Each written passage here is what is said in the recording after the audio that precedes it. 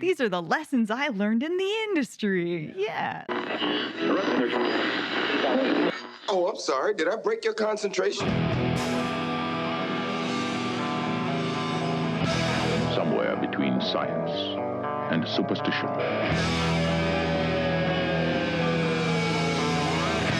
We have such sights to show you.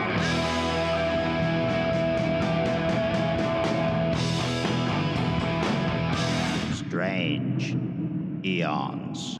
Welcome to Strange Eons Radio. That is Eric over there. Hello. That is Vanessa over there. Hello. And I am Kelly. You guys know that I drive an old BMW that is my baby. Yes. She's been under a lot of abuse lately, but the latest thing is that the temperatures have been so goddamn fucking cold. Yeah. And I go to work early in the morning, and the other day I'm just tooling along, and all of a sudden my windshield just goes whack. I was like, what's happening? Holy shit. Big, huge crack right up the side of it. that I was like, oh, no. Yeah. And I don't know if it's because I had my defroster on full blast while it's 26 degrees out or what, but that was a bummer. So after this episode... So I have a high deductible on this, you know, and one of the first things I replaced in that was a new windshield when I got the car, and I don't particularly want to do that again. So I have bought an $11.99 windshield fix that we'll see how this goes. Like a tape kind of thing, sort of? You drip this stuff into the crack, Okay. and then you put this stuff on top of it and sit it in the sun for like 10 minutes. And then as you slowly peel, you're supposed to like be able to look at the crack from a 45-degree angle. And if you can still see it, you have not dripped enough stuff into this. Wow. Weird. I know. I was like, this is snake oil for sure. It's and then just it's glue. got 3,600 reviews going, holy shit, this stuff actually works. And I'm like, well, okay. It's kind of like the guys who set up little tents in Home Depot or something like that. Yeah. Because But I know you can do it to chips. I didn't know if you could do it to a crack. Yeah, that's what they do So- with chips, but I did not. But you Yeah. you still see the crack, right? It's just that Well, it doesn't affect you. Apparently, if the crack is not too deep, Yeah. then this stuff seeps into it and fills it up so that you don't see it. And it stops the crack from spreading. So, Oh, wow. Knock on wood, hope that sucker works. yeah, so that's Yeah. that's what I'm doing after today's episode. Good times. Yeah, I've been avoiding swapping out my windshield because I just done it a couple years ago myself. Yeah. And got a huge rock that came and smacked it. And I've just been watching the crack just go from little itty bitty to a little bigger, a little Yeah. bigger, a little bigger. Well, if this stuff works, I will then pass on the Let me rest know. of it to you. I'll take it. I'll see if it. Let's find out together. Last summer, we were driving to a funeral in Eastern Washington, and kind of out of nowhere, because at that time there were no cars were directly in front of us anymore, so we just turned. A rock hit the windshield and went through the windshield. Oh my God. Luckily, it was low enough that Dina's brother was sitting up in the front seat and by it that it hit it dashboard? stuck. But parts of it, you could go back in as we were cleaning out. We look, go, holy shit, there's glass all over the dashboard and all this stuff. I mean, it was hard hit. Whoa. And the rock came out and a big old hole in the window. I was like, I have never seen a rock chip like that before. And no vehicles around. There was a little earlier a car had turned away. So I think maybe something fell off his wheel and just Like Just shot Just way kept up into going. the air and then I came know, it down was with ricocheted. weird. maximum velocity. Or it was asteroid. a asteroid. Yeah. There you go. Yeah, it was a ghost. Or is it technically a meteorite because it touched ground? Never touched ground. It got lodged in his dashboard. That's right. Fair. Still an asteroid. Fair. Oh, There you go. man. You guys, I have watched some kind of good stuff and some kind of bad stuff. What should I start with?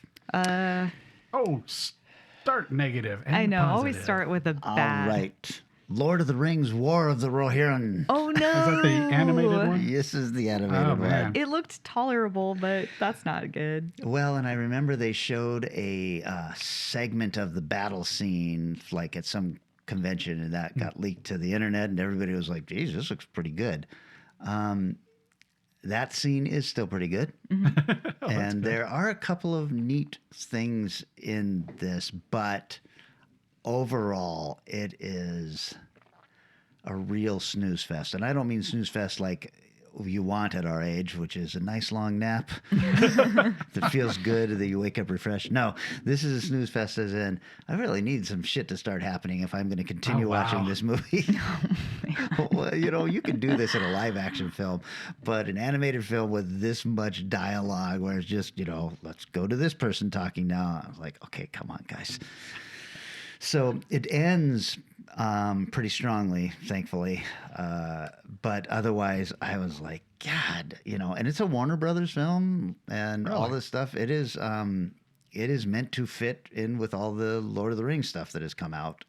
Is it also part of the Silmarillion, or is it some? This is stuff that is touched on. Unfortunately, the Silmarillion, which feels like a big book, is basically just a textbook of the history of Middle Earth. And so a lot of the stuff that they're talking about, like in that Amazon War of the Rings or this thing, are literal footnotes. Like a paragraph here or something. Yeah. So I don't know. I don't know why I set myself up for this. Well, because the stuff that Jackson made was the first Lord of the Rings films, those first three were magnificent. Yeah. And I still... We were talking when I first walked in about The Hobbit. I forgot the name of the guy who did The Hobbit. Peter Jackson? No, the animated one. The Ralph Bakshi Lord of the Rings. That was Bakshi on Lord of the Rings, and then the animated one was Rankin Bass for The Hobbit. God damn. Yeah. How hot am I, ladies? Isn't it? Oh, God. I couldn't figure Raskin. I couldn't remember Rankin and Bass because in my head it was Raskin. But I know that's not right, but it's so close. Right. I'm so glad somebody carries on this knowledge for humanity. Fuck. It's called War of the Rohirrim, and I'm sure it will be on Amazon for free very quickly. They've got to have the rights to it because of the Lord of the Rings show, and it's like a $2.99 rental right now. That even felt a little much by the end of it. I was like, I should have waited. So I checked out a film that has gotten a lot of buzz called A Complete Unknown. Oh, yeah. Right. The Bob Dylan pick. Yes, with Timothée Chalamet. With Timothée Chalamet. Man of the moment. My least favorite. Of the Chalamets. As far as Chalamets go. Of the Timothys out there. 2 E's, too much. Sorry, I've derailed you. What's going on with this film? I wanted to check it out because I actually don't know very much about Bob Dylan. Everybody I knew who was really into Bob Dylan when I was in my 20s were all pretentious hipster assholes. So I kind of went out of my way to not get into it because I was like, I don't want to be one of you dickheads. And now as you've gotten older, you realize you were right the entire time. well, the actual bummer is I'm hugely into 70s folk music. Like I fucking love Cat Stevens so hard.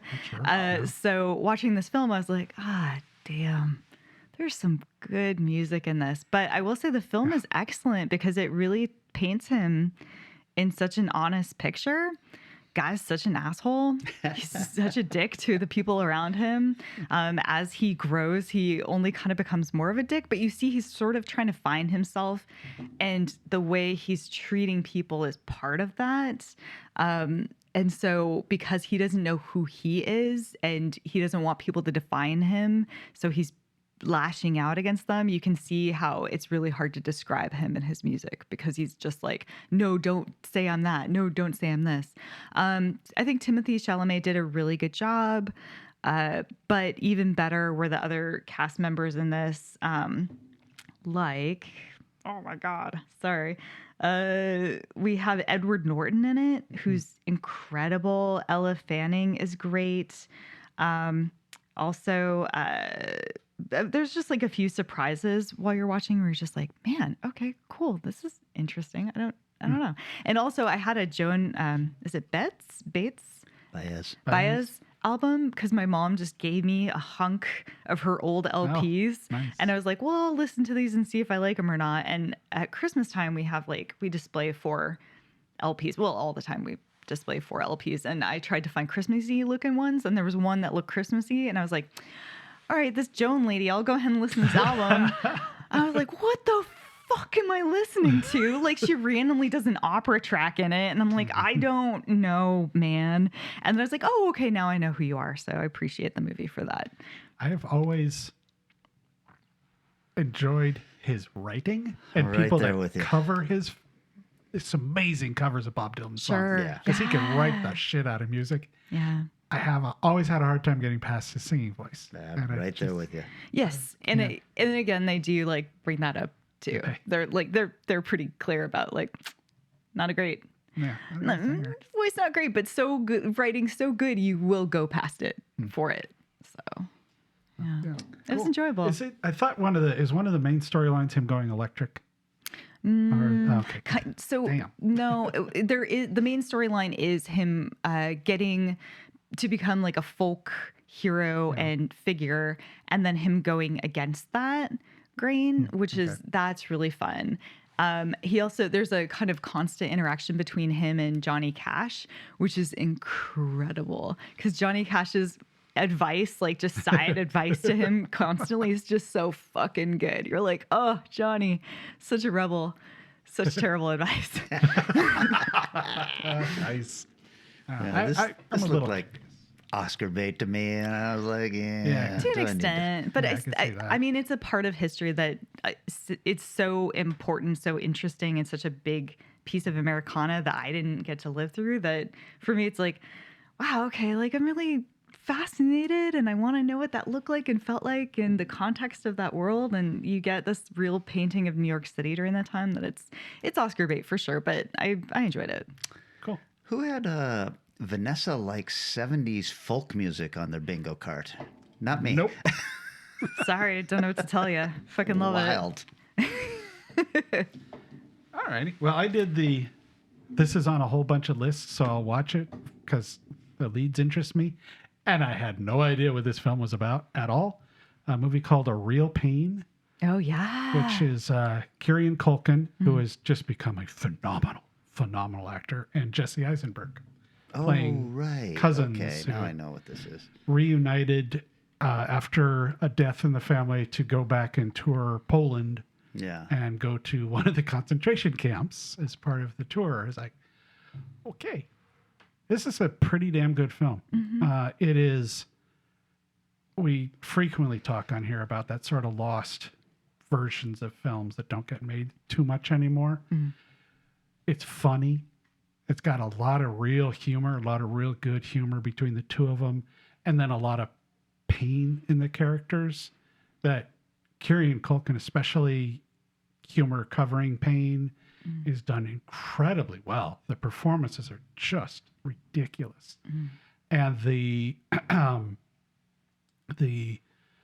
Jewish story and the visits are done, they're not overdone. It's not like, like Schindler's List was like a punch to the face. Sure. And this is more like, holy shit, how heavy it is for these guys to be in this situation and in these areas. But it's not the whole film. That's a large part of it, but they go to other things and they do other stuff. But Kieran plays a really interesting character who has some very, very big swings in the way he acts. Jesse wants to be a big character with big swings, but his character is, it's really well done. It's a really neat, interesting film that is, I thought was well worth watching. Not really Oscar bait, but it's definitely there. I mean, it's directed by Jesse Eisenberg, and written by him. But he gave the media stuff to Kieran. Yeah, So you've seen this I one? just checked it out as well, and yeah, there are a couple scenes in there that are just so strong and powerful. The piano scene is gut wrenching. There's some really, like you said, strong acting moments, strong character moments. There's a lot of cringe in there too, like Schadenfreude, where you're just Kieran's like, very uncomfortable at times, where it's like, don't do what you're doing. Stop, please. yeah, stop doing what you're doing. Please don't do. But then he just gets away with it, and you're like, people love him more for the insane things he's doing that at first nobody likes, and then everyone's like, actually, you do have a point. It's like, what the okay, because he's so likable. Of like the scene, it's later in, so I'll be vague about it, but the scene where they put the rock on the stoop, and the interaction with the Polish guy, it's a subtle little scene, but it says there's a lot going on. There's a lot. I thought we can talk about this off air, but the ending was a really good, perfect ending to me. Yeah. So unexpected, but also perfect. Yeah. Wow. This is called A Real Pain, and it is streaming, or it's on Hulu. It's on Hulu. Okay. So if you have Hulu, you can watch it. I watched it about 3 days before it became free, so I paid the full price for it. Well, that was part of the reason I watched it. It's like, I've got this list. It's like, what's this? Oh, it's on Hulu right now. Let's watch it. I'm going to combine a few things here that I saw because the new season of Harley Quinn has started. Yes. Yeah. Which has been hilarious and funny and quite honestly way more satisfying to watch than Creature Commandos was for me, even though I ended up liking it. I'm still catching up, so. Yeah, and so HBO Max is kind of DC Central if you want to watch the DC stuff. And I was just kind of, after the second episode of Harley Quinn, it just kind of rolled me into the first episode of Superman and Lois. Oh. Which I was like, oh, I kind of forgot that this show was a thing and all that. And I am a smart person and felt like I didn't need to watch the first 2 seasons. So I was just like, well, let's just see what's going on here. I want to kind of see what they've done once they've gotten their feet on the ground. And I watched the 3rd and 4th season. Oh, wow. And I was like, wow, this is a really interesting take on this character who was kind of, not part of the Arrowverse guys, so it didn't have the Flash and all that. But he had basically Steel, John Henry Irons, who nice. Basically is the Iron Man version of DC. And that's the character in here. And I had sent you a picture of Lex, who looks disturbingly like our friend Jamie. And I was like, I should have just got Jamie to do this part because I like Jamie's voice better than this guy's. And but it was really interesting because they've got it's Lois and Clark as they're married now. They have retired. They're living in Smallville, and she is running the Smallville Gazette. They've got 2 sons, one of whom is powered and the other one who is not, and that's causing problems. I was like, oh, this is super interesting. And the last couple of seasons, Lois has been working with breast cancer, and they bring that into the storyline, and I was like, oh, this is a little deeper than I expected out of a Superman show. And then a scene after her double mastectomy where she and Clark get into bed together, and she's, just very, very nervous about this. And he's just so madly in love with her. He's there telling her, this is not anything. And I was just like watching this going, okay, all right. I was not expecting a deep, loving series between these two. I don't like particularly the woman who plays Lois or even the guy who plays Clark, but they did a really great job. And the supporting cast in Smallville. But here's where it gets crazy. Basically, everybody in Smallville kind of knows he's Superman, even though he doesn't realize they know it.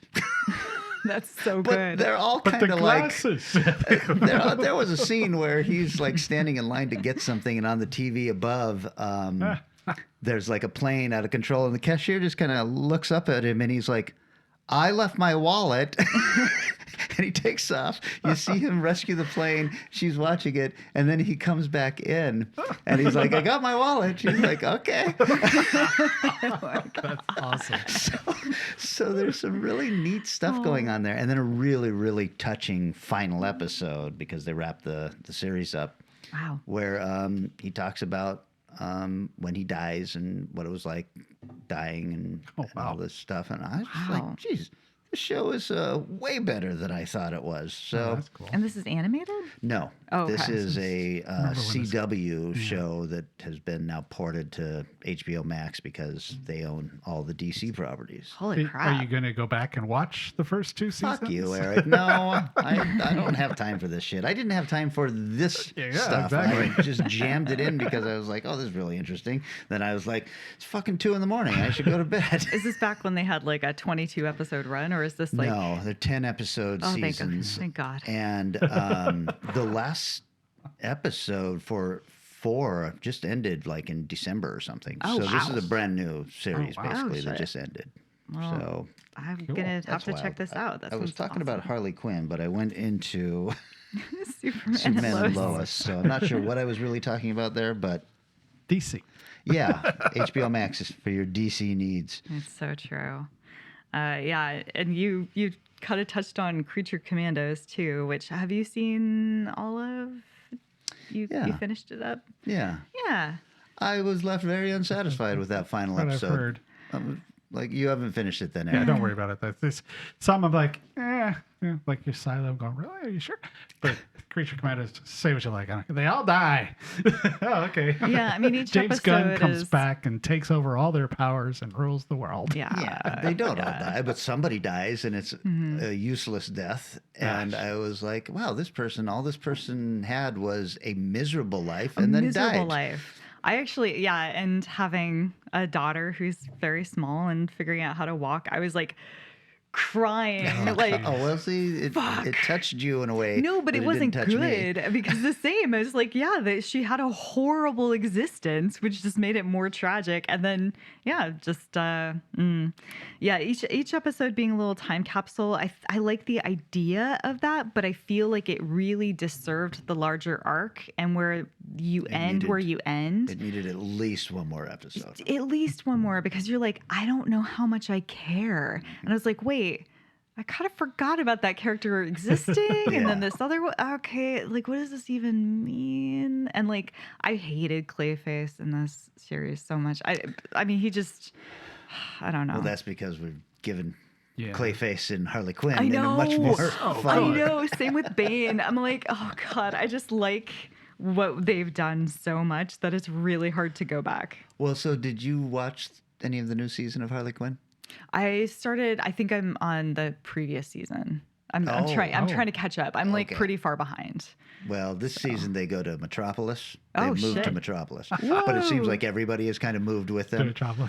and it's pretty funny to see Bane in Metropolis. That's so good. Yes, I'm slowly but surely catching up. So yeah. Nice. Oh, so that was your. That was mine. Creature you did Commandos. Cre- okay. Yeah, sorry. Sorry, That's I okay. shit on it then. Oh no, it's fine. I think No, it's it's good all to right. talk about. Yeah, I don't know. Worth seeing, I guess. Yeah. Episodes, some episodes were very good, I think, but most of it was meh. Well, I watched one about a band that I've been curious about since like late 80s, early 90s when I was taking music school shit. 1964 band called the Sonics, and the movie is Boom, a film about the Sonics. Yeah. It's pretty damn good. They were kind of completely forgotten about. They basically put out like 2 albums in 64, 66, around in that area, and disappeared, more or less, but not here. There's a lot of talk about how if you were in a party in the 80s, some point in time, songs coming out. You're going to hear Witch. You're going to hear Psycho. It's going to get played. And that they kept being known. So one of the, it's like, let's see if we can get them back together and do a tour. And they ended up touring for like 8 years. Oh my God. It is such an interesting thing. And listening to them, you're kind of like, so the Ramones were supposed to be the first band that did music like exactly what the Sonics were doing 15 years earlier. There's a lot of, I mean, we were Alaska South real bad back in, up until like, I don't know, maybe the Seahawks win the Super Bowl. But there's a lot of stuff was kind of ignored here. And then there's obviously the grunge band, which realistically, it's about 4 bands Yeah. You know, 4 or 5 Seattle bands, and Seattle music has a rich history of a lot more than that. Yeah. But the Sonics lead straight into that. The sound they had, the grungy, dirty, the intensity of which they played, preceding all of the bands you think of when anybody talks about the start of punk, and even to a lesser extent metal. They're a little more punk. Like the Ramones, I think, was is a stronger comparison than you might get if you would Black Sabbath or something, because they're not really that kind of music. Yeah, I always kind of put them more because how long were the Ramones around? They were 80s, right? I thought they were late 70s, early 80s. But, yeah, I always put them closer to like the Clash. Yeah. With the Sonic stuff.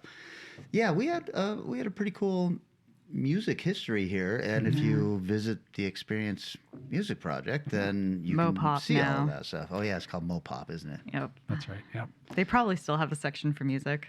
And Probably. I haven't been there in a while. And like many bands, like Hendrix and Heart, even the renewal was in New York. They didn't get it here. So some guy who did a festival kept calling them, and the guy's like, "We haven't played in 40 years. I mean, we don't play our Does this instruments." have a reunion concert then involved in it? Oh wow, that's really cool. Really interesting. What are you watching this on? This was I think it was Amazon rental. It just came out. It was made in 2018. Yeah, 2018. So it's been around a long time. Yeah. I'm not sure why it took so long to finally show up, but it is finally out for rental. There's I think Crocodile or somebody Empire Albums on in West Seattle, the record store, did a viewing party when it first opened the night I watched it at the same time. But if you like music history, not just Seattle music, but music history, this is really, really worth watching. It's right up there with that Death from a few years ago. And what was the one that was the big hit with the 80s metal band that... Anvil? Anvil, yeah. It fits right in with those. It's a great trilogy if you want to watch some interesting music history. Oh, that's very cool. Wow. Well worth seeing. Man, getting me nostalgic for a Seattle that does not exist. Yeah, it's a little different now. Yeah. The worst thing that happened to Seattle as music-wise was getting so popular, because I was here heavily involved in the music when it hit, to where you go see some bands like 80, 89, the Mother Love Bones, the Tads, the stuff like that, and the crowd is just batshit crazy. Yeah. Because it's this great thing that nobody knows about but us, as it were. And then it got popular. Yeah. And 95, 96, you go to local bands, and suddenly it's a bunch of proof you're worth us being here Ugh. kind of attitudes, like, oh, stop it. Yeah. Come on, have fun. Gen I think X it's got gone really back. proud of itself. I think it's gone back to that, because Steve and Tony and sure seem to enjoy going to bands in the small venues here. So I think it's more fun again. But there was a brief period there in the mid to late 90s. I was like, I mean, this city was a gritty city. I mean, it was cold. Everybody was just, it was a working place where you had forestry as one of the main industries. And then the kids who are all wearing flannel because it's fucking wet and cold, not because it's cool. And if you use an umbrella, you're obviously a tourist. Totally. Everyone's just soaking wet the whole time. Like, there's just a misery that allowed these sort of bursts of creative energy coming out. Well, and technically, Sonics were Tacoma.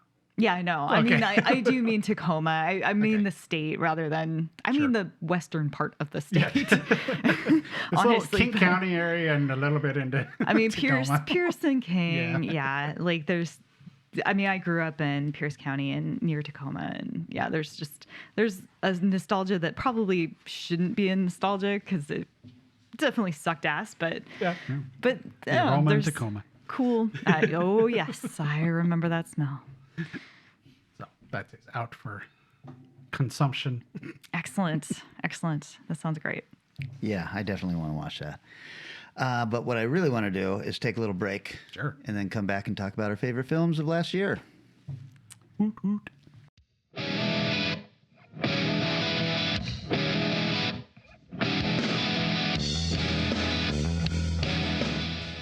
Louis, yeah, hooray! Louis' new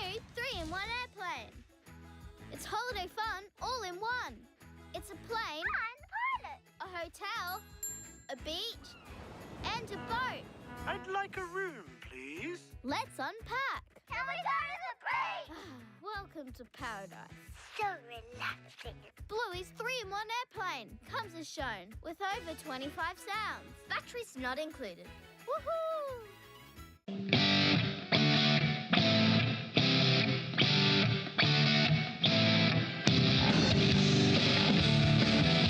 We are back, and for this episode, we are talking about our favorite films of 2024, because that's what we should be doing in February of 2025. That's right. Yes. We're not going to talk about it December 2nd. No. So the way we always do this is kind of a round robin thing where someone starts off with a film, and if that film is lower on somebody else's list, we skip. So we go to the next one, 5, 4, 3, 2, 1. I don't know about you guys. I played a little fast and loose with the dates on this because some of these things had a festival screening Exactly. in 2023, Sure. but was not available to us until 2024. Gotcha. Or some of these things might have had a festival screening and just came out this year, right but on the I edge. still called it 2024 because it had a festival Festival, screening and I sure. wanted to talk about it.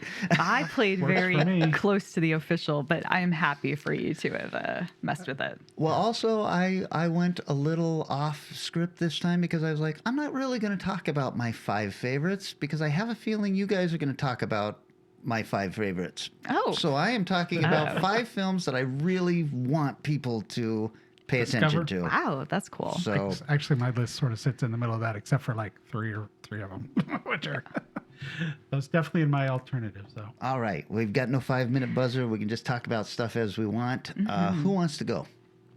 Gosh, well, you guys are looking at me. So, number 5 for me, I have Civil War. Does anybody have that? I actually still haven't seen it. I haven't seen that either. Oh, you guys. So just as a little recap, this is a Alex Garland A24 film. Alex Garland, who did Ex Machina, Annihilation, Men, and more recently the TV Hulu series Devs. This is about a war between America and itself. There's no clear idea of what they're fighting for or how this all happened. There's no specific right or wrong, they're right, they're wrong, but it is some journalists who are trying to make it to Washington, D.C. because the president of the United States, who is an extremist, is about to be overthrown, and they want to be there when it happens and take photos and witness it and be able to publish about it. And is their journey across the United States. I loved this film. It has so many amazing visuals. I noted it at the time, but if you're watching, I remember this from my photography classes, like how you line things up to make a really good photo. Literally every shot that they have is a perfect photograph, like perfect. It's gorgeous. It's all gorgeous. It shows America in this really gorgeous light, but also super terrifying because of the people in it. And there's a weird and random but fantastic performance by Jesse Plemons that will shake you to your core. And I didn't realize it, but he was cast literally just a couple days before because the guy who was going to do that role dropped out. And he's Kirsten Dunst's husband, who is the lead in this. And she was like, hey, why don't you get Jesse? He'll come and do it. And it's like, fuck, man. Oh, jeez. Okay, Jesse, I'm not going to unsee that. Thanks. Oh, wow. Yeah.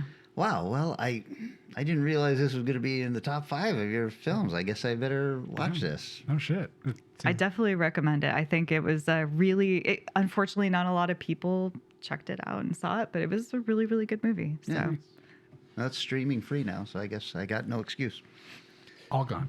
Okay, I've got one too that I don't think will be at one of the ones that won't be on anybody's list probably. But Red Rooms. Oh, no. I still haven't seen that one. Yeah, it's damn good. It's a story of a model who gets obsessed with a high-profile murder trial and goes to watch it as it progresses. And another person she meets there that's obsessed with it, and they become friends. And goes through some shit. There's a large storyline is there's something missing from the evidence. Not that it's been stolen or anything like that, but they just haven't found it. So that's sort of what she starts to do, is try to find what that is. It's, I think it's Quebec, so it's French, but I believe it's shot in Canada. and smart, interesting, wildly cool performances, and incredibly neat looking. The court looks like, I have a hard time believing this is what, I think this is very stylized because the court is completely white. Wow. And all the everything they sit on, everything they sit behind is all just white furniture.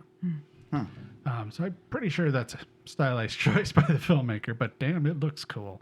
So that is on, it's on, for the few that have, AMC Plus, or for rent in a few places. Now, is this is it kind of like a courtroom drama, or is it a horror? It's a serial killer case, right? A lot takes place in a courtroom, and Okay, it but it's goes not. around the courtroom, but it's not so much like Suits or something like that. It's definitely more of a strange process. Okay, I remember you talking about this just recently. It really stuck with you, huh? Oh yeah, really interesting. Okay, well, the first of mine that is probably going to surprise you. This was a recommendation from Vanessa way back at the beginning of the year. Oh, nice. Spaceman. That's on my Netflix. number 4. Oh, well, then I won't talk about it. Well, wait, we can just... Hold on, yes. So that let's works. just go right into it. Perfect. Yeah. Well, I don't mind if you want to start. I will say that it was directed by Johan Renck. It is starring Adam Sandler, believe it or not, Carey Mulligan, and the voice of Paul Dano as Hannes, the interstellar alien spider. Mm-hmm. And I just found this a really deep and beautiful movie, very philosophical, and I think probably struck me as hard as it did because of, I as I've been getting older, I've been examining some of my life choices and who I've hurt with them. And I was really, really touched. I was crying in this film. Yeah. No, I love the way that they approach this kind of harrowing loneliness that he finds himself in, and this not wanting to self-examine. Nobody's fault but himself. Oh, 100%. To be 100%. as lonely as he is. Yeah, for sure. And that he made the decisions that he did. Yeah. And I loved the spider creature alien guy so much, and his obsession with like Nutella, basically. Yes, they bond over Nutella. Yeah. And so good. And his voice is just so soothing, and he's so scary looking at first, and then by the end, you're like just kind of drowning in his beautiful eyes. Oh yeah, totally. You're like, oh God, he's perfect. This perfect creature. It's so weird. I don't know if I've seen that. Then, oh shit, yeah, okay. Yes, this is an excellent film. I mean, it's weird because Adam Sandler, he's such a dark horse because he does this, to me, terrible comedy projects. Sure. But then he'll pull out these dramas, and you're like, fuck, dude, just keep doing this stuff. There's such a deep well of incredible acting inside of him that, Spaceman definitely, I was cutting some onions during really that. good. I am so pleased this was on your list. Yeah. Oh, absolutely. Good choice. I guess that makes my number 4 next, which might surprise people. What ended up being on 4 was Nosferatu. Oh, I initially thought would be higher on my list, but as I went through stuff, I realized, it is filmmaking beauty. It is staggering to see in the theater. But I had that moment, watching it where I'm like, we need another Dracula movie. Right. Yeah. So it's still, I will say still in my top 5, but it's my number 2. is it okay? Well, So then I we will get on over to Kelly's. But I am number- excited to see. I really want to hear more. Yeah. Yeah. Okay, well, I know this is not on anybody's list. I just saw this weekend. Oh, Oh, I think I know well, which one you're going to same. say. It is called Flow. This is a Latvian animated film directed by Gints Zibaldis. Sure. This is a critically acclaimed animated film about a cat that lives in a world that seems kind of post-apocalyptic in some way. There's signs of humanity, like statues and homes and boats and such, but you never see any humans. And there is this sudden tsunami that rushes through the area, and the cat is stranded. But then he finds a boat with a capybara in it, and they float off and eventually find a lemur and a secretary bird and a Labrador retriever, and they're all floating through this flooded area, like a biblical flood has happened and just drowned the entire world. And there's like a whale in it that looks very science fiction-y to me. I'm like, that can't be a real animal, can it? Like He's very scary looking, like a thingy. Leviathan or something. Yeah. And it has no dialogue.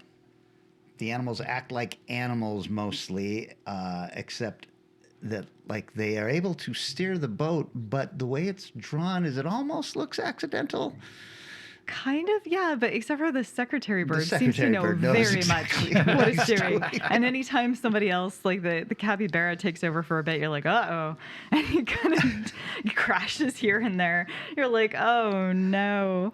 I was just so touched by this film, and it is a rental right now. And I was like, I wish I had seen this in theaters. Then I looked it up, and it's still playing in theaters, like at the Everett Cinema. I was like, I might have to go see this in the theater.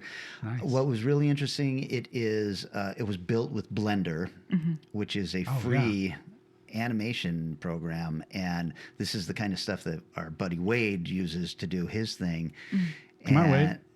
This was, I just thought it was gorgeous, and I was just like totally caught up in it. It's like, this movie is amazing. And then you told me you saw it. Yes, yeah, because I didn't want anything spoiled. So I was like, I'm just going to go ahead and watch this last night, kind of having a sense you might be talking about it today. And yeah, I really enjoyed it. It was interesting because it's got some kind of specific video game vibes that are things that I have played. There's a game called Stray, and I was wondering if they caught a lot of the way in which the cat acts and moves from that. But I think they did a beautiful job, especially in the mythology and the world building. Like, I don't know what world this is. I don't know when this is. No, because they float between somewhere that's very Asian and somewhere that's very Italian. Yes, Italian, yeah. I was like, are we in like a Roman ruins right now? Yeah. Like, what's going on here? And like, I couldn't figure out quite what reality we were in. Was it just true to the thing I'm looking at, or are we in a metaphor for something? Or yeah, I don't know if we were in a metaphor for anything, because there's really no lesson learned by anybody, because the characters are not characters; they're animals. So there's not a hero's journey or anything like that. Wow. There is a kind of spiritual thing that happens towards the end that I was like, well, I was not expecting this. That's I think what threw me off. I think they just went to heaven. Yeah. I was just like, that's what I was trying to figure out. I was like, okay, like, are they dead and they're each going through the journey into the afterlife? Like, what is like, but you literally don't know. Literally, because it could also be, there's a cyclical nature to it, in that you start in a world that has a lot of water in it, but you can see it has flooded once before. Right. Because there's like a boat up in the trees, and then it floods again, and it's like, and are the trees just underneath the water, or are they being grown? Are the caverns that are created, is that like a god figure touching liked this things? Quite a bit. No, I'm just interested. I'm just very interested in what they were trying to do. So I don't know. Good film. That's good filmmaking. Yeah, no, it was great. It was a really, really strong choice. Yeah. I just loved it. I want people to find this movie, and I fear that they won't, because it's not exactly a kid's movie. No, I would not necessarily. It's certainly not what you would expect from an animated film where the cast of characters is a bunch of animals. And it is not a talking animal film. Yeah, you would expect them to kind of interact like that. And no, they do they're not just at all. animals being mostly the exact animals that they are. Yeah. With a little bit more intelligence. Yeah, like the Labrador Retriever is kind of adorable and stupid. He's so stupid. It's great. And then they've got like a Shiba Inu who's a fucking asshole dog. Such a dick. I was like, yeah, that tracks. Yeah. 100%. It's called Flow. It is available as a rental right now and apparently still in theaters. And I imagine it'll show up on Prime because that's who the rental is through. And I believe it is nominated for Academy Award for animation. Oh, good. Yeah. I am So very hopefully happy. it'll get good distribution Good. as well. We're on number. Are we on number three? Three, yeah. So mine is a very obvious one. Dune Part 2. Yeah, it's higher on my list. Okay. All right. I will save it. Shocker, right? I know. Okay, here's my cheat for my top 5. Oh, okay. There's 2 films in this, and I put them both in because I thought they were the most fun being scared films I watched this year. Oh. And I think they don't fit together except in that aspect. And that's Infested and Smile 2. Oh, yeah. Sure. Not on my list, but Infested was knocked off my list because of Flow. Hello. Yeah. I see that. Yeah, it's they just were so unexpected, Yeah. and both had incredibly creepy scenes and a few outright scares even. The lady in the scene where they start flowing into the bathroom and Infested is like, Infested, yeah. Jesus Christ. Blah. And the scene in her apartment when everybody starts showing up in Smile 2 is just like, oh my God. So these are not unknown films. Infested probably a little bit more, not unknown in the horror world. Right. Right. But obviously Smile 2 was a massive release. And I still think a massive upgrade. Oh, from yeah. Smile. I think it was a lot better than Smile, but If I hadn't decided to go with kind of unknown films, Smile 2 would have definitely been on it. And like I said, Infested was on it. And I've told people how scary this movie is, and they're like, yeah, but Kelly, you're scared of spiders. And I'm like, you do not need a phobia. In fact, this may create a phobia. Yes. It felt that way, yes. Because, yeah, I don't like spiders. I don't have definitely don't have a phobia, but that doesn't matter, you know. I wanted to know, so like, creepy. more about the spiders, like the origin, that first scene where he just kind of opens a crack in the ground and these things start coming out. And I was like, are these from hell? They act like they're from hell. What's going on here? So, yeah, that was a great movie. That one's on Shudder, and Smile 2, has that? It's probably all over the place. I don't know. it's probably a still a rental. rental? Yeah. I think Yeah. it's I don't think it's no, free it's yet. not. It was, I think it's on Paramount or Peacock or one of those. Okay. Oh, okay. I would watch that again. I Yeah. thought that was really, really good. Yeah, such a cool surprise. I don't think I would have checked it out if I think you saw it first and recommended it. And yeah, that I was like, oh shit, okay, I gotta see this movie. Yeah, it's a good one. Okay, then. Number 3 for me, probably no surprise, The Wild Robot. Yep. you I go. wondered where that was going to show up. I just thought this was amazing. This is directed by Chris Sanders and starring the voices of Lupita Nyong'o, Pedro Pascal, and Kit Connor. It's gorgeous, it's heartbreaking, and it's beautiful. Inside and out. I mean, story-wise and everything, it's all about a mother and what you will do as a mother for your children. And it's also about a child and sometimes how fucking horrible you can be as a child because you don't realize everything your mother is doing for you. So, I just loved this one. I've seen it twice now. I cried throughout the second time because I knew what was coming. Yeah. It's wild when that happens with the film. It's very cool. Yeah, really incredible movie. I'm glad I checked out. It was definitely in my. I was kind of like, it should be in my 5, but it just didn't quite make it. It is now available on Prime, I think. So I think it's streaming now. So if you haven't seen this, I don't know, would you say it's a little too intense sometimes for kids or just right? Oh God, it might be a little intense, especially with I feel like in the beginning, there's a lot of like animals being animals doing animal stuff. Yeah. I don't know that kids are ready to see animals and their cruelty and they're trying to eat each other. But I don't that's know. also the easiest part because then there's a fire and there's a snowstorm. True. And fucking attacked by aliens, basically. Yeah, there's a lot going on. I don't know. Like if I was a kid, this is not that far from the harrowing parts of Land Before Time or All Dogs Go to Heaven. So I don't know that it's any worse. It lists as being on Peacock for rental plus and in theaters still. In theaters? some Wow. places. I bet I bet it was up for an Academy Award as well. And I think a lot of people are pulling these films back in to try and get a couple last runs out of them. That makes sense. That's called The Wild Robot. While we're at it, Flow is a rental on Amazon and is still in theaters. Yeah. Excellent. As you said. So number 2. So my number 2 is Nosferatu. Oh, nice. Yes, yes. Which, Robert Eggers, Bill Skarsgård, doing an incredible job. I did not know that it was Bill Skarsgård until the credits ran. Like you had said, it's just a shockingly beautiful film. It feels so gorgeous, and the sets just, I don't know, there's something about the way it's shot. And I know that they like used new lenses for this. I'm gonna add a very strange sensibility into what you're talking about. Yeah. The very early part of the movie, when he first walks out into the older town. Yeah. Muppet Christmas Carol popped into my head. Going, fuck, this looks like the Muppet Christmas Carol. It does. But that was a very good set, in fairness. Yes. Yeah.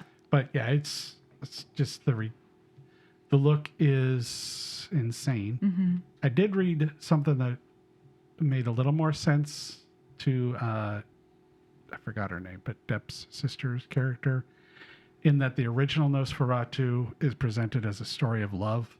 Well, this one is presented as a story of lust. Which fits the way Nosferatu acts in this a lot more. He is a little obsessive. Mm-hmm. I mean, he was in the first one, but it was a different. There's a romanticness in the silent film. Yeah, it's not about like conquering and holding. It's more about just winning. A moment. Yeah. But like I said, this was number 4 on my list, and I just thought, despite some strange moments, overall so good. And there are so few films that I sit in a theater and just feel completely pulled into. Mm-hmm. And I was a little out of it until the scene when the carriage comes in and picks him up, and the way it's shot with him walking down that. That's exactly what I was thinking about too. That was the moment I'm just like, all right. Yeah, that carriage scene. And it's funny because, like I've seen the original Nosferatu, I've seen the remake Nosferatu. Mm-hmm. And there's a lot of stuff that just feels like, oh, this is just an old book with a very early idea of vampirism, and it's not really that scary. But in this, it hits home so much better, like that carriage moment where you're like, oh, it's supposed to be creepy, but whatever. It's just a carriage with a bunch of smoke machine. And then in this film, you're like, fuck, that would be so intense. And the way that he's being manipulated within the castle walls, you're like, okay, I can see the confusion. I can see, when you watch the old one, you're like, just fucking leave. What's your issue, dude? Like, you're just stupid. Okay, you're just stupid. And in this, you're like, he's not stupid. He can't do it. Right. And there's just so many things that just worked for me. And it was a cool experience to get to see this story in a way that sold it for me. Have you seen what he's doing next? A werewolf. Yep. I wonder if this werewolf will have nards as well. I'm more interested in that simply because it sounds like it's a original story, but it's going to be a period piece and all that. I will admit there's a lot that I just automatically push back on. Mm-hmm. Like I think it's a lot pretentious that every costume has to be absolutely period correct. Sure. So I'm going to make the women wear stuff that's uncomfortable while they're wearing their costume because that's what it was like. Mm-hmm. Or the screws in the table in The Witch were made out of wood and were done like that. And I'm like, okay, this kind of pretentiousness in filmmaking, I push hard against because I think that, that money can be spent in other places. And also just like, it's hard enough to make a movie when you're not forcing people to be uncomfortable during it also. But that's just me. I still like the movie quite a bit. Yeah. I mean, at least with The Witch, I'd say like it's such a small set, and it was probably low enough budget that him spending a few extra on some of those details was probably about the only mark he thought he was going to leave in the filmmaking world. Like, nobody knew it was going to be a hit. Yeah, it could be. But then I just was like, well, why didn't you just have a dead woman with a crow pecking out her breast for real then? I can't buy any of this without that realism. There's probably legality. Yeah, Might have wanted it. Go that far.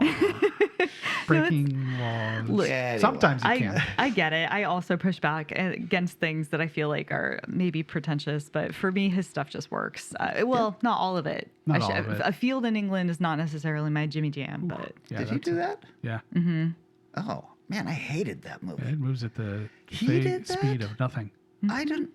I thought he did The Witch, The Lighthouse, The Witch, The Lighthouse, and Norseman, and then this. no, he had some earlier stuff. Field in England was bullshit. Yeah. That movie was fucking boring. Yeah. I'm really surprised to learn that. I think my difference being sometimes I like a little pretentious in films because, it's a weird version.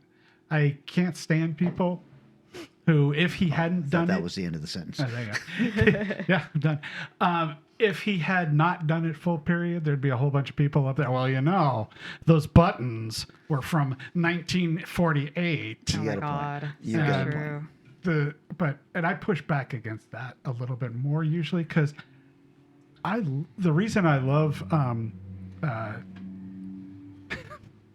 Dark Maltese Falcon, the noir film, is because of the language, the way they speak, which is completely unrealistic. Yeah, of But it course. sounds so goddamn cool. Sure. But anyways, I'm wrong. He did not do A Field in England. I thought he had. I thought so too, but no, that is Ben Wheatley.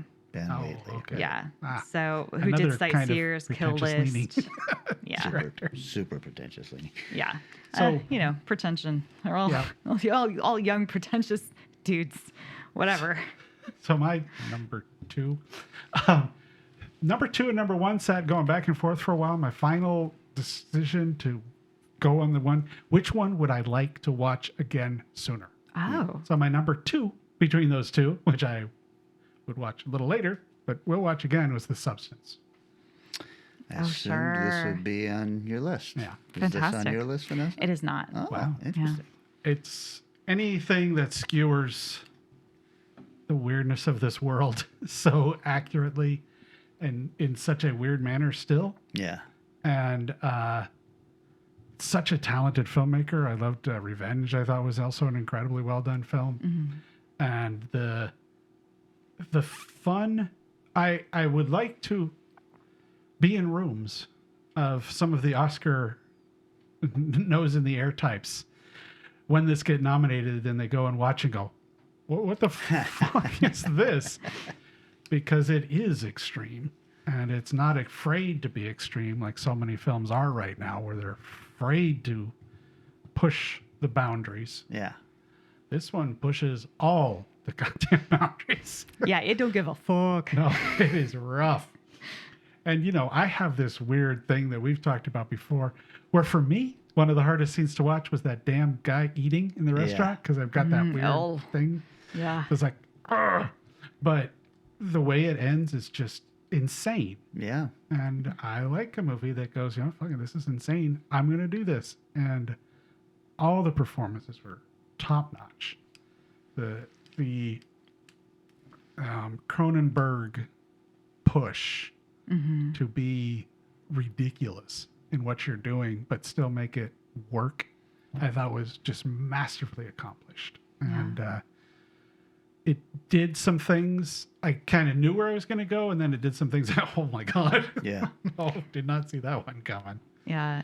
It felt like definitely a spiritual successor, not only to what Cronenberg has set up, but of course what we saw in Malevolent.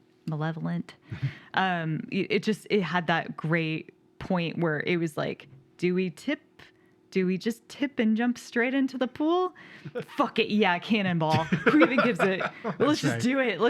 If you don't like this film, then fuck you. Too bad. Yeah, that's where we're going. Demi Moore, obviously, fucking laying it all out there. Gorgeous. I did see something like this is only the 7th or 9th horror film to ever be nominated for Best Picture. Yeah. So that's pretty cool. I'm very happy about that. There's this part of me that wants, whenever Hollywood does something like this, like kind of unexpected for them to jump on this film, which is so fucking weird. But I always want to go, you guys realize, talking about you right now. I know. You're celebrating this film that is really showing how fucking horrible you guys all are. Yep. So every once in a while, Hollywood jumps on top of that, and we are. I think it's a disconnect. Like the player. I don't think that they're like in on the joke at all. I mean, the people who are the Academy, I mean, they're such. I mean, like, it's not people. They don't know.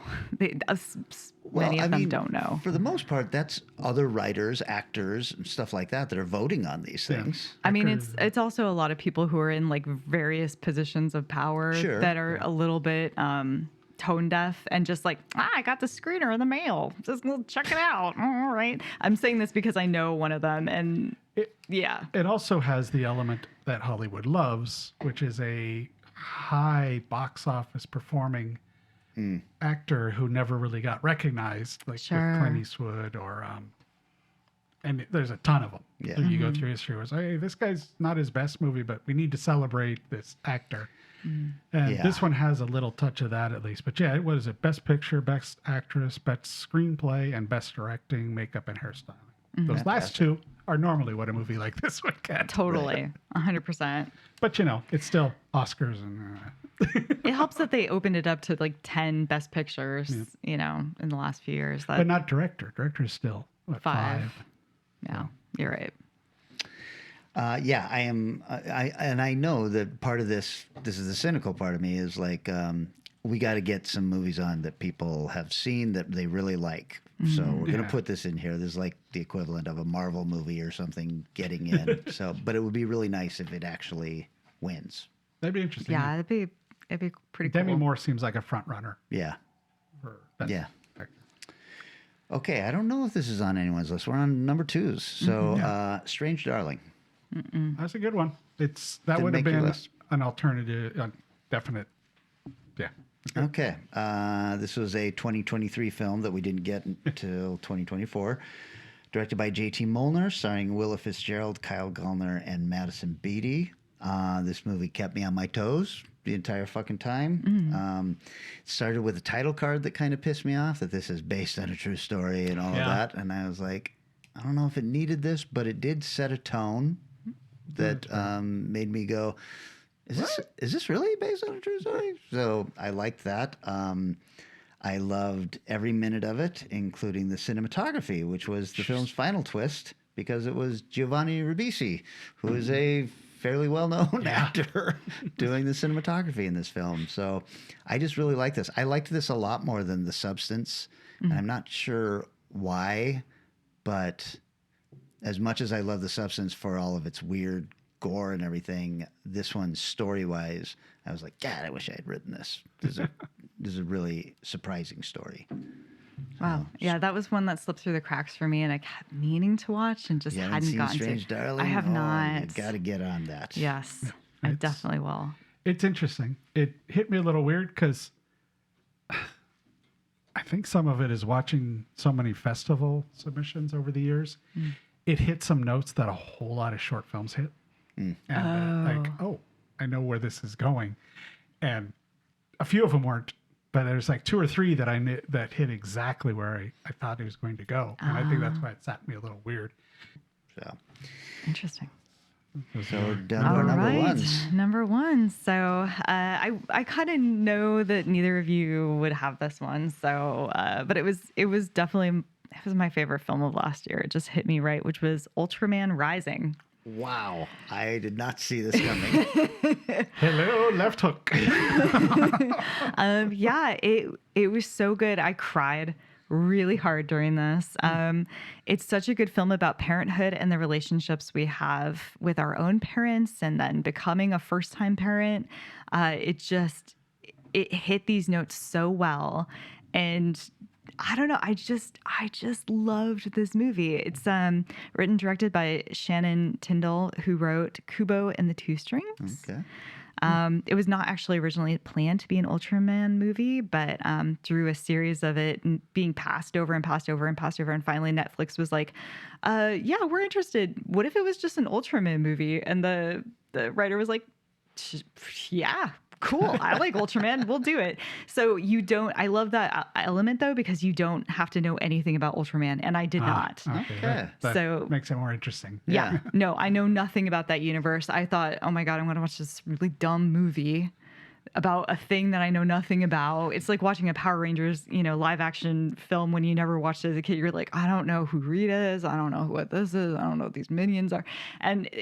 But it didn't matter. If you have ever seen a Japanese kaiju movie and have any rough idea of like that universe, then you are fine. You're ready to go. So. Jeez. I guess I got to put this on the list. I loved it. But I mean, in fairness, it's also, I have hormones and I had a little this the year. right hormone. It was the exact right hormone in the exact right moment. So that's cool when that happens. Yeah.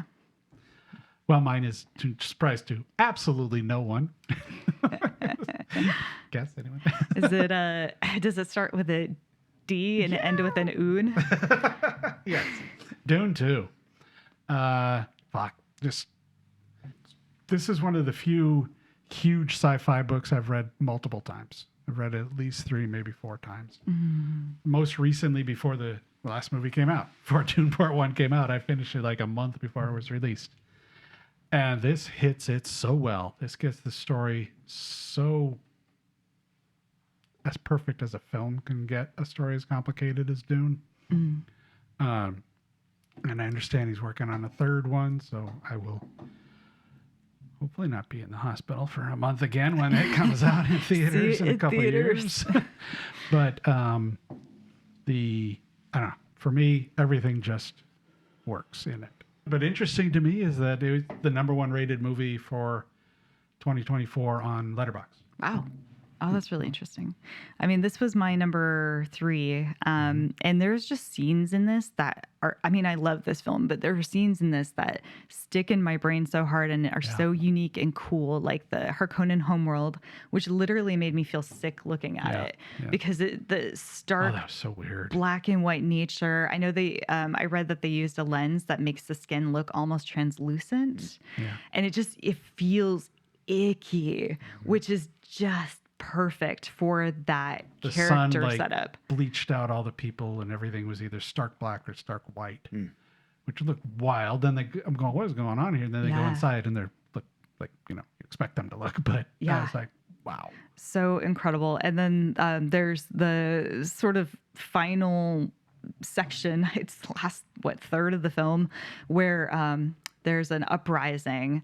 And the visuals of how the worms are used in that last bit, I wanted to cheer. I'm like, fuck yes, this is what you should be doing. Yes. Come on, people. You've got these giant giant worms that you know how to control. Like, why not use them? Oh, okay. A funny thing happened for my brain, of course, watching that. Mm-hmm.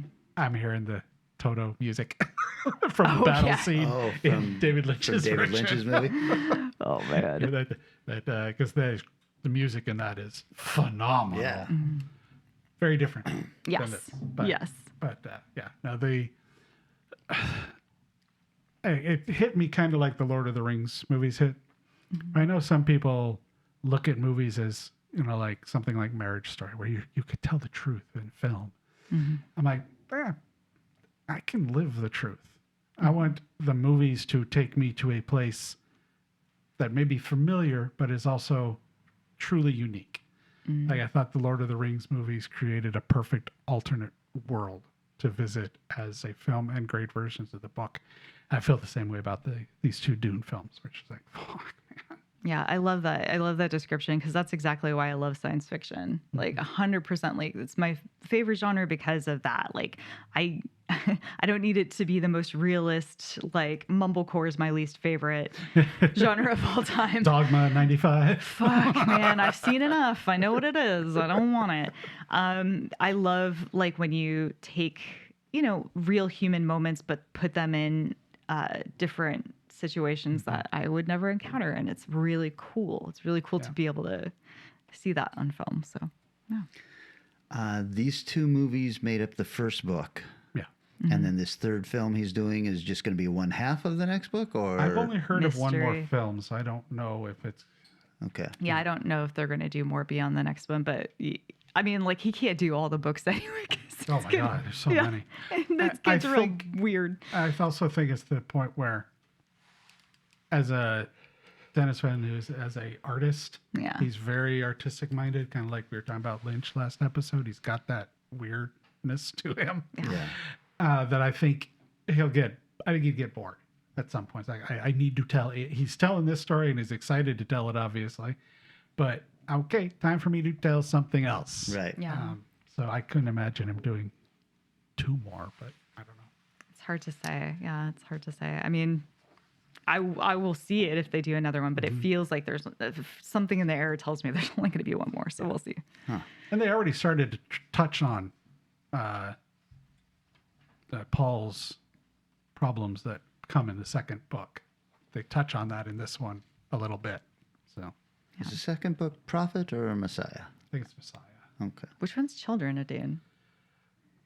That Is was that like the by third? his son, wasn't Was it? that it might have been. Really? Wasn't that Yeah, Frank Herbert's son that took yeah, over? Yeah, he did. I mean, I knew he took over, but yeah, I thought Children of Dune was still That's part the of problem with part of the problem with the Dune books. It's like, okay, this. it. Totally. Okay, well, my number one is going to surprise everybody. It is a little tiny film called All You Need Is Death. Oh, okay. Directed by Paul Duane and starring Simone Collins, Charlie Marr, and Catherine Siggins. And this is about the world of black market folk songs. Oh, Songs that have been recorded but are passed down from family member to family member. They've never been recorded, actually. It's set in Ireland, and these two young lovers who trade in this market are always searching for very rare songs, which they record, and that is a no-no. These songs are meant for very private consumption, just family members usually. And of course, they get a lead on a song that no one has heard of, and this old lady agrees to let the young woman hear it, but not the man, because it's never been allowed. And so the man leaves, but the old woman doesn't know that she's being recorded, and when the song is let loose, everything goes awry very quickly. I will admit that this story may be stronger than this film actually is, but it's such an interesting story that it really stuck with me. I loved the originality of it.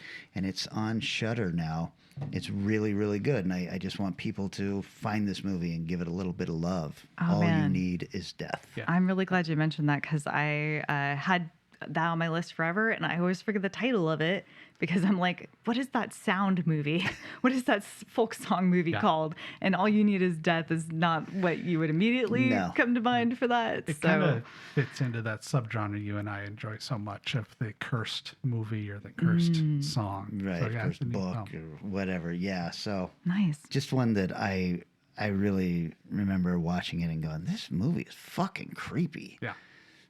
So Fantastic.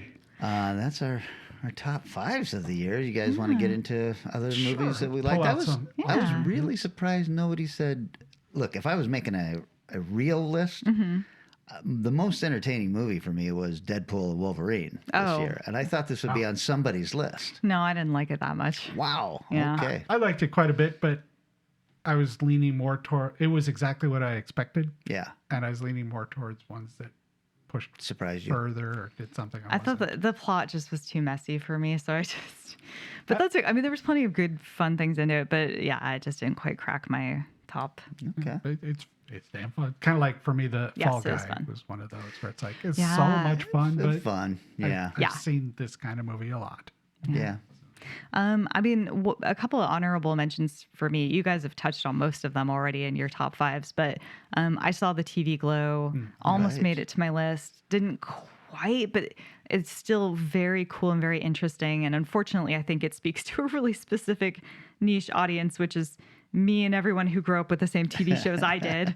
So I don't know how far-reaching this show is. I've seen it on a lot of people's lists. Okay. Good. Yeah, it's a neat, interesting. It's a cool story, and when you start to dissect what is happening in it or potentially happening in it, it's so cool. So I saw the TV glow. Love Lies Bleeding was still really that was so good. Really good.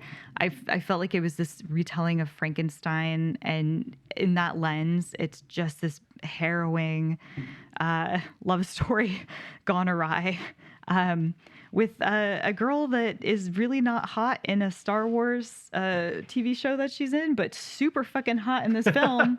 Jesus Christ. I'm not talking about Kirsten Dunst or Kirsten... like them muscle ladies, do you? No. And yet, there's just something about this chick. She's really That's incredible. Her character, to be appealing. Yes, 100%. 100%. So those were two that I thought were really cool and just didn't quite have didn't have a room on here to throw into. I had one that was on my list for a little while, but pushed off, sadly. Another from the Lovecraft Festival, Dream Eater, which is a found footage film, but one that mostly fits its ability to be a found footage film without, why are you shooting this kind of stuff? But it was the little things in it. It's a husband and wife having issues. Wow, not original, but it was done in such a original feeling way. It's like, okay, these people feel like they really know each other and really enjoy each other's company, and strange, silly little things that hit me really well. It all takes place in a snowed-in cabin, and they took so much care to make it sound like. Very rarely does a movie capture what it's like to walk around sound-wise in snow that's frozen over on top. Yeah. And this nails it. It sounds so cool. It's like, okay, this is making me feel in this movie more because they're nailing that so well. Nice. And it basically was like 3 or 4 people, I think 4 people, including the director. Well, 3 of them got director's credits, but I think there's like 4 people made this movie. Wow. And just does what so few made found footage style films are able to pull off. Nice.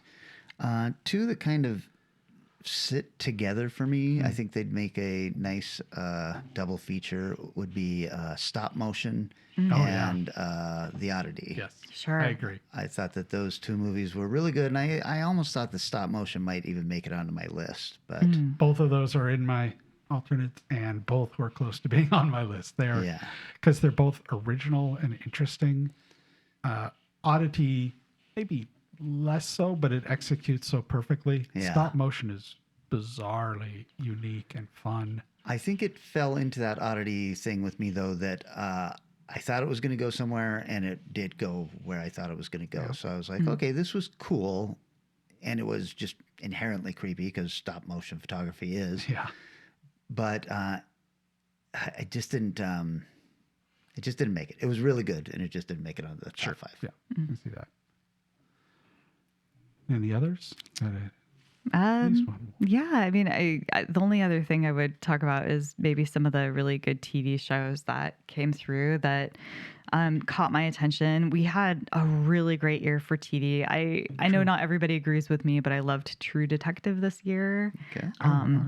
That was great. Really dark and strange. That was the best one since the first. Yeah, I loved it. There was a show called The Brother's Son, which was a kind of comedy kung fu series about 2 brothers, one of whom was raised to be a killing machine, and the other of which is kind of like semi-dropping out of a community college, and a very strict mother who, of course, is played by, oh my God, the amazing Michelle Yeoh. So just a really cool series. Shogun came out this year. Still need to see that. Oh, that's such a good book. God, it's so good. X-Men 97. I liked Agatha. And then, of course, Prodigy and Lower Decks were both awesome. So. And one more movie I wanted to hit back that kind of faded as the year went on. It's barely on the edge of being 2024, but Late Night with the Devil. Yeah, I of saw course, that on a bunch of people's lists, and I was like, was that just this last year? I thought it was the end of 2023 or something. I remember last year it was on my list to watch, and it wasn't coming out. It wasn't coming out. It was doing festival. Right. So it came out in January. Okay. Oh. I believe it was January as a 2024. Yeah, that definitely a good one. Yeah. I was surprised to see that we had 2 nunsploitation films right around the same time. Yeah. Immaculate and The First Omen. I know you liked Immaculate better. I liked The First Omen better. I don't know about you, Vanessa. I only saw one of the 2 still. I need to check out Immaculate, so I've only seen First Omen. I thought it was a solid film. Yeah. Perfect, except for the last line. I was like, fuck you all. Stop. And then I also had on here just films that I liked but didn't love. Alien Romulus was, you know, better than I thought it was going to be, but not as good as I hoped. Yeah, exactly. Yeah. When it did well, it did really well. That's for sure. Yeah. Salem's Lot was fine. Yeah. And then Abigail. Yeah, Abigail. Way better than I thought it would have been. No one saw Abigail coming. I mean, I don't know. From the trailer, I didn't realize just how fun and good it was going to end up being. So that was a great film. A couple of the Humans Vampire Seeking Consenting Suicidal Person is pretty good. Along with, if I'd done a top 5 in your style, this would have been on the list. The Last Stop in Yuma County. Oh. Because that is really good and just doesn't seem to be talked about. Yeah, I forgot about this until you just mentioned it. Of course, Yacht Rock. Oh, yeah. That was just this year, wasn't it? Yeah. Oh, no, was it 2025? I thought it just came out. It lists as 2024, but okay. We'll do the festival math for that one. Oh, and one that I ended up enjoying a lot more than I was expecting to was Speak No Evil. Because it's one of the rare things where the original version I fucking hated almost because the people were so malleable and would just do anything to avoid any kind of problem up to and including getting their kid beaten up and harassed. While in this one, they kind of fought back a little bit better when it really came down to it. And I thought that I found it a much more satisfying film overall because of that. Nice. Wow. Well, anything else, guys? Man, 2024, what a cool year. All right, 25. Surprisingly good. Yeah. I have high expectations for this year. I need to be entertained constantly, please. Please. No Terrifier 3 for anyone? I did watch it. Oh, did you? Yeah. I was like, wow, this is all just an extended killing spree movie. So I thought it might not be for me, and I was right. Yeah. But cheers on the box office. Absolutely. Yeah, no kidding. That's great. Well, okay, I think we are going back to our regular scheduled programming with the next episode, which means, Vanessa, you have to come up with something that we're talking about. I kind of want to carry on, at least for me, what we were doing before. And I want us to each choose a John Cusack movie. What? John Cusack. I fucking love. Yeah, that's it might be pushing for genre stuff, but I don't know. The movies he's done some good stuff. There's some crazy shit out there. Like every time I look, I'm like, man, you were in a lot of like wild films. Yeah. Especially if you get like the Toni Collette where I did Velvet Buzzsaw, where she's really only in a handful of scenes. Right. That expands his volume a lot. Yes. And thank you to my sister for the suggestion, because she was like, why didn't you guys talk about John Cusack? He's my favorite. And I was like, why didn't we talk about John Cusack? You've already done 2012 in some disaster episodes. So I don't think I have. The most unbelievable thing in that movie is when they flash his license plate and you look at it and it says he's like 37 years old. I was like, I call bullshit on this, John. Nice try, though. Incredible. Okay, I like John Cusack. Yeah. So then let's wrap this up by saying thanks to everybody out there who's liking and sharing posts, who's sending money, who's calling the Strange Eons Radio hotline at 253-237-4266, who's out on the Strange Youngs Radio Talk page and carrying on discussions with us or leaving comments on the YouTube videos. We appreciate all of that so much. It's called Value for Value. If you get some kind of value out of this show, give some kind of value back. And even if it's a really cool animated GIF, we are stoked. Yep, still loving that. Still loving that. Yes. Thank you so much. So, all right, gang, let's get back together in 7 short days and discuss John Cusack. See you next Thursday. Transportation and other considerations for Strange Eons Radio produced by Pan Am Airlines. When you think of traveling, think of Pan Am. You can't beat the experience. Guests of Strange Eons Radio stay at Econo Lodge Everett. It's an easy stop on the road, you know what we mean. Strange Eons Radio is recorded live in front of a studio audience. If you enjoyed this episode, please consider leaving us a positive review on your favorite podcast app. Sit, Ubu, sit. I don't want to be one of you dickheads.